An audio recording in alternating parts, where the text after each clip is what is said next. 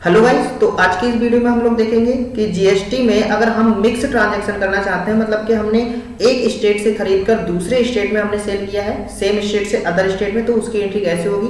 पिछली वीडियोस में मैंने बताया था कि सीजीएसटी और एसजीएसटी हम जब लगाते हैं वो सेम स्टेट के ट्रांजैक्शन में लगाते हैं, जबकि हमारा जो आईजीएसटी होता है वो अदर स्टेट में होता है। लेकिन अभी हम तीनों का एक साथ यूज करने वाले हैं। हम कोई भी सामान को जो परचेज करेंगे वो इसी स्टेट से यानी सेम स्टेट से करेंगे, लेकिन उसको अदर स्टेट में सेल करेंगे। तो उसके लिए हम किस तरीके से जीएसटी को बना सकते हैं या फिर इसकी जो है एंट्री हम कर सकते हैं, आइए देख लेते हैं। तो ये हमारे पास एंट्री यहाँ पर रखी हुई है, mix entry, mix state entry करके मैंने दिया हुआ है, जहाँ पर हमने 4 लाख के परचेज किए हैं जैकेट, जो कि हम इसी स्टेट से, जिस स्टेट में हम हैं, अगर आप यूपी में हैं तो यूपी से कर सकते हैं, एमपी में है एमपी से करेंगे, यूके में है तो यूके से करेंगे। लेकिन जो हम सेल कर रहे हैं 20% प्रॉफिट के साथ, उसे हम अदर स्टेट में करेंगे। यानी कि अगर हम यूपी में हैं तो यूके में हम सेल कर सकते हैं, केरल में सेल कर सकते हैं, या किसी भी अदर स्टेट में हम इसको सेल कर सकते हैं 18% जीएसटी के साथ। तो ये एंट्री आज हम लोग करने वाले हैं। तो चलिए एक बार देख लेते हैं। मैं ले चलता हूं तुम्हें अपनी टैली की स्क्रीन पर। तो अभी हम लोग टैली की स्क्रीन पर आ चुके हैं, जिसमें मैंने बताया हम राठौर इंडस्ट्री नाम की कंपनी को बना चुके हैं, और इसकी पहली एंट्री यानी कैपिटल अकाउंट से मैंने बिजनेस को भी स्टार्ट कर दिया है। यहाँ पर देख सकते हैं कैसे टाइम हमारा इतना है। साथ में मैं जीएसटी के फीचर्स को भी इनेबल कर चुका हूँ यहाँ पर। तो जीएसटी के फीचर्स को इनेबल कर चुका हूँ यहाँ पर, एक बार फिर से दिखा देता हूँ। और ये फीचर्स किस तरीके से इनेबल करने हैं ये मैं पिछली वीडियो में आप लोगों को बता चुका हूँ। अगर आपने अभी तक पिछली वीडियो नहीं देखी है तो एक बार आप पिछली वीडियो को जाकर देख सकते हैं। तो अभी मुझे सीधे यहाँ से आगे का प्रोसेस जो है शुरू कर देना है। तो यहाँ पर देखो, सबसे पहले मैंने बोला है कि भाई हमने 4 लाख के जैकेट परचेज किए हैं, तो हमें लेजर बनाने होंगे। लेजर पे हमें बहुत ज्यादा ध्यान देना है, क्योंकि सेम स्टेट के लिए हमारे अलग टाइप से लेजर बनने वाले हैं और अदर स्टेट के लिए अलग टाइप से लेजर बनने वाले हैं। साथ में हम बैलेंस भी करना सीखेंगे। तो यहाँ से पहुंचते हैं हम अकाउंट्स में, लेजर में मल्टीपल लेजर ना बना के हम सिंगल लेजर को बनाएंगे। और पहला लेजर जो रहेगा वो हमारा जैकेट परचेज के लिए रहेगा। तो यहाँ पर मैंने ये लिखा हुआ है जैकेट परचेज अकाउंट, जो कि हमारा रहेगा ये परचेज अकाउंट के अंडर में। अब परचेज अकाउंट के अंडर में रहेगा, जीएसटी के लिए हमें एप्लीकेबल ही करना है, नॉट एप्लीकेबल नहीं करना है। एप्लीकेबल पे जाके इसको जब हम जीएसटी साइड डिटेल पर जाएंगे, यस करेंगे, यहाँ पर हमें देखना है कि इनमें से कौन से ऑप्शन को सिलेक्ट कर सकते हैं। अगर हम सेम स्टेट से परचेज कर रहे हैं तो परचेज टैक्सेबल आता है। अगर हम सेम स्टेट से परचेज नहीं कर रहे हैं तो यहाँ पर इंटर स्टेट परचेज टैक्सेबल का यूज करते हैं। फिलहाल तो हम सेम स्टेट से ही परचेज कर रहे हैं, तो यहाँ पर हमने परचेज टैक्सेबल के लिए यूज किया है, और जीएसटी हम यहाँ पर 18% यूज करने वाले हैं। गुड्स लेकर इसके लिए हमने ये एक्सेप्ट कर दिया है। नेक्स्ट जो हम सेल के लिए बनाएंगे, इसके लिए लिखेंगे हम जैकेट सेल अकाउंट, और जो जैकेट हमारी सेल हो रही हैं ये हमारी सेल अकाउंट्स में जाएंगी। और यहाँ पर जो परचेज टैक्सेबल है हमारे पास, ये सेल टैक्सेबल है, इसको हम यस कर देते हैं। और सेल टैक्सेबल क्योंकि अदर स्टेट में होने वाला है, इसलिए हम यहाँ पर सेल्स टैक्सेबल ना लेकर यहाँ पर हमें यूज करना होगा इंटर स्टेट सेल्स टैक्सेबल। इसमें भी 18% लिख देते हैं, और 18% लेकर गुड्स में जाकर हमने इसके लिए एक्सेप्ट कर दिया है। अभी हमारे ये दोनों लेजर बन चुके हैं, सेम स्टेट के लिए भी और अदर स्टेट के लिए भी। अब यहाँ से पहुंचेंगे हम इन्वेंट्री में। इन्वेंट्री में जाने के बाद यहाँ से हम स्टॉक में ग्रुप बना लेते हैं। ग्रुप क्योंकि हमारा एक ही बनने वाला है, जो कि हमने जैकेट को परचेज किया है, जैकेट को सिलेक्ट किया। और जैकेट बनाने के बाद इसके अंदर जो हम नाइक के और पूमा के लेने वाले हैं, इसके हम आइटम से बना लेते हैं। इसके बैक जाएंगे, आइटम बना लेते हैं। तो पहले हमारे पास जो आइटम है वो नाइक का रहेगा, और नाइक रहेंगे हमारे जैकेट के अंडर में। और इसके लिए Alt+C से मैं डायरेक्ट इसका यूनिट बना लेता हूँ, जो कि रहेगा हमारा पीसेस में। तो इस तरह से मैंने ये पहला हमारा जो है कंप्लीट किया है। नेक्स्ट हमारा जो पूमा का बनेगा, सेम हमारा प्रोसेस रहने वाला है। तो यहाँ पर मैंने ये लिखा है पूमा, और पूमा में जैकेट में रहेगा, पीसेस में रहेगा, और एंटर प्रेस करते हुए हम इसके लिए भी एक्सेप्ट यहाँ पर कर देते हैं। तो अभी मैंने ये दोनों बना लिए। अब हमें देखना है सिर्फ इसकी एंट्री किस तरीके से हम करने वाले हैं। लास्ट में हमें बैलेंस भी बनाना होगा। तो यहाँ से हम बैक चलते हैं। बैक चलने के बाद हम सीधे पहुंचेंगे यहाँ पर अकाउंटिंग वाउचर में। और अकाउंटिंग वाउचर में पहली एंट्री रिसीव में, जो कि कैपिटल अकाउंट की थी, मैं कर चुका हूँ। नेक्स्ट हमारी सीधे परचेज करना है। परचेज के लिए जाएंगे हम F9 में। F9 में जाने के बाद कैसे हमें परचेज करना है, तो कैसे परचेज करेंगे, जैकेट परचेज। जैकेट परचेज में जाकर यहाँ पर हमारे सामने ऑप्शन मिल जाएगा, एक नाइक का है, एक पूमा का है। तो नाइक की सारी क्वांटिटी और वो मैंने एंट्री में दिखा दी थी, आप बैक करके उसकी स्क्रीनशॉट भी ले सकते हैं। तो नाइक के हम जो है वो 200 क्वांटिटी के लिए यहाँ पर परचेज कर रहे हैं, जो कि 1000 के रेट में परचेज कर रहे हैं। और यहीं पर हमने जो है पूमा के परचेज किए हुए हैं, जो कि हमने 1000 खरीदे हुए हैं, 100 खरीदे हुए हैं, जो कि 2000 के रेट में हमने परचेज किया।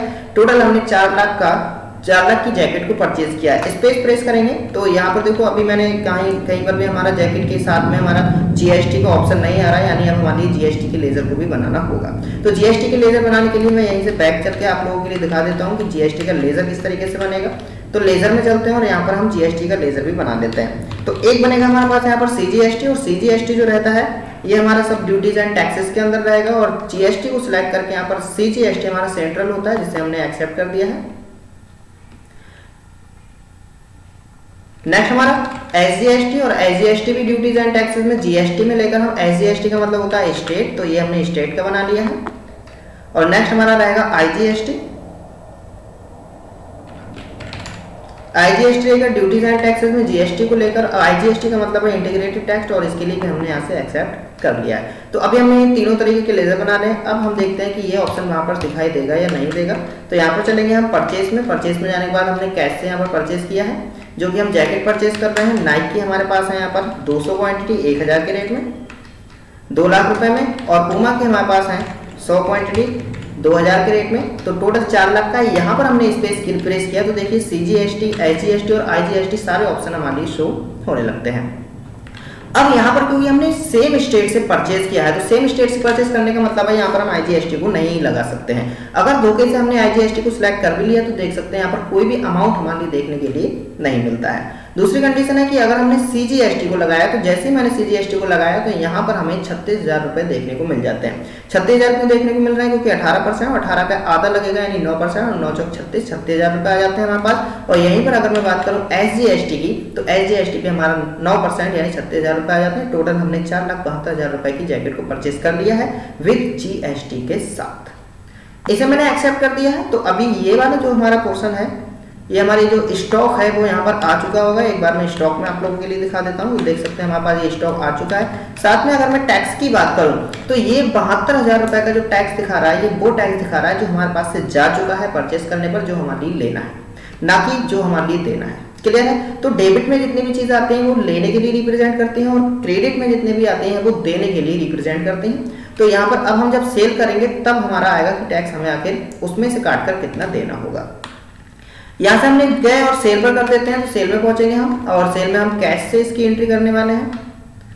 जैकेट सेल हमारी जो नाइक की है वो 200 क्वांटिटी है, तो यहाँ पर मैंने 200 क्वांटिटी लिखा है क्योंकि हम 20% प्रॉफिट पर सेल कर रहे हैं। तो 1000 रुपए का अगर 20% निकालूं तो 200 रुपए आएगा, यानी हम इसको 1200 में सेल करने वाले हैं। और दूसरा हमारे पास जो है वो 100 क्वांटिटी जो हमने 2000 के रेट में खरीदी है, जिसे हम 2400 के रेट में सेल करेंगे 2,80,000 रुपए में। लेकिन ये जो हमने सेल किया है वो सेम स्टेट में नहीं बल्कि अदर स्टेट में सेल किया है, इसलिए यहाँ पर हम ना तो सीजीएसटी लगा सकते हैं, देख सकते हैं ब्लैंक आ रहा है, और ना ही हम यहाँ पर एसजीएसटी का यूज कर सकते हैं, क्योंकि यहाँ पर अदर स्टेट है और अदर स्टेट के हिसाब से हमने लेजर को बनाया है, इसलिए यहाँ पर हमारा आईजीएसटी को ही लिया जाएगा। तो जैसे मैंने आईजीएसटी लिया तो 86,400 रुपए वो निकल कर आए हैं जो हमारी सरकार को देने होते हैं। इसके लिए कर देते हैं हम एक्सेप्ट। तो उम्मीद है कि इतनी बात आप लोगों को समझ में आई होगी कि लेजर के अकॉर्डिंग ही हमारा सीजीएसटी आईजीएसटी यहाँ पर डिडक्ट किया जाता है। एक बार यहाँ पर चल के चेक कर लेते हैं भाई, स्टॉक तो हमारा अभी कोई नहीं है क्योंकि स्टॉक हमारा जा चुका है, हम परचेज कर चुके। एक बार हम लोग चल के देख लेते हैं कि हमारा टैक्स जो है यहाँ पर किस तरीके से शो होने वाला है। तो यहाँ पर आएंगे हम और हमें पता लगता है कि ड्यूटीज एंड टैक्सेस में देखो दोनों साइड में, यानी कि क्रेडिट साइड में भी हमारा टैक्स हो रहा है और डेबिट साइड में भी हमारा टैक्स हो रहा है।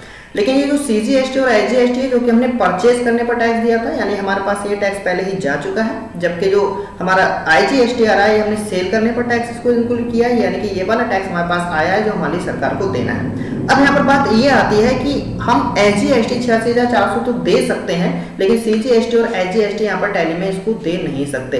उसका रीजन ये है कि अगर मैं इसको देने जाऊंगा अभी तो ये डबल हो जाएगा। यहाँ से हम क्या करते हैं, पेमेंट करते हैं। पेमेंट करने के लिए पहुंचेंगे हम पेमेंट में। कैश से अगर हमने कहा कि हम पेमेंट करने वाले हैं सीजीएसटी का, तो सीजीएसटी आ रहा है 36,000 रुपए, और मैंने अगर यहाँ पर 36,000 रुपए लिखा तो देख सकते हैं यहाँ पर 36,000 की जगह यहाँ पर जो है ये हमारा 72,000 शो होने लगता है, यानी कि ये हमारा क्या हो गया, डबल हो गया।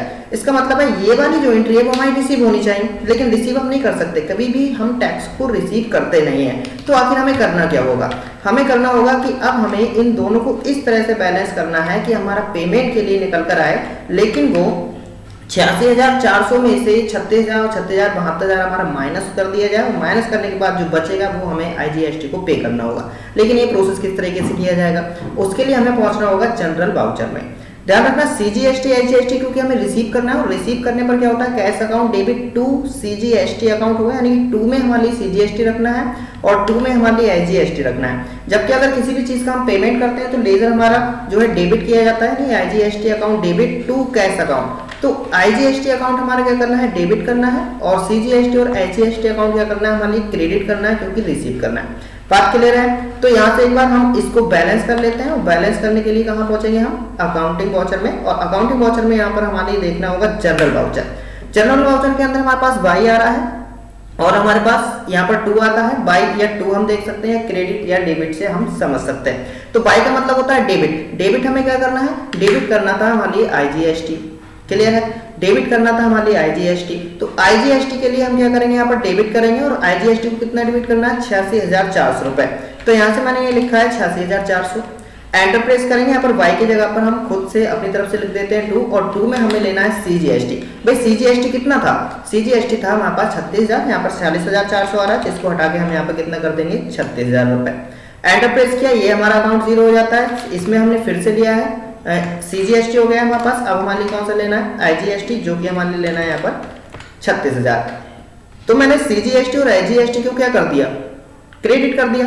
IGST के लिए क्या कर दिया, डेबिट, लेकिन हमारे डेबिट और क्रेडिट शायद जो कि इक्वल होने चाहिए, जो कि नहीं है। तो इसके लिए हमें 2 में एक और बार यहाँ पर दिखाना होगा IGST, और IGST यहाँ पर आ रहा है 14,400 रुपए, यानी ये अब हम रिसीव कर चुके हैं। इसके लिए हमने एक्सेप्ट कर दिया। तो अब ये 86,400 में से 72,000 माइनस करके जो 14,400 रुपए आए हैं, ये हमारा आया है जो कि पेबल है। तो यहाँ पर ट्रायल बैलेंस में जाके अगर मैं बात करूं तो यहाँ पर देख सकते हैं अभी हमारा 14,400 रुपए पेमेंट के लिए निकल कर आया, जो कि सिर्फ IGST है, और यहाँ पर CGST और IGST यहाँ से जा चुका है। अब हम इसको आसानी से यहाँ से कर सकते हैं। तो पहुंचेंगे हम पेमेंट में, और पेमेंट में जाने के लिए पेमेंट में जाएंगे, कैश से हम पेमेंट कर देते हैं IGST का, जो कि रहेगा हमारे पास 14,400 लेके मैंने ये एक्सेप्ट कर दिया, और इस तरीके से हमने अपनी टैक्स को पूरी तरीके से पेमेंट कर दिया है, यानी कि बैलेंस कर लिया है। डिस्प्ले में जाकर ट्रायल बैलेंस में पहुंचेंगे। अभी यहाँ पर देख सकते हैं कोई भी हमारा टैक्स नहीं है, कोई भी स्टॉक नहीं है, और प्रॉफिट की अगर मैं बात करूं तो हमारा हो चुका है 80,000 रुपए का प्रॉफिट।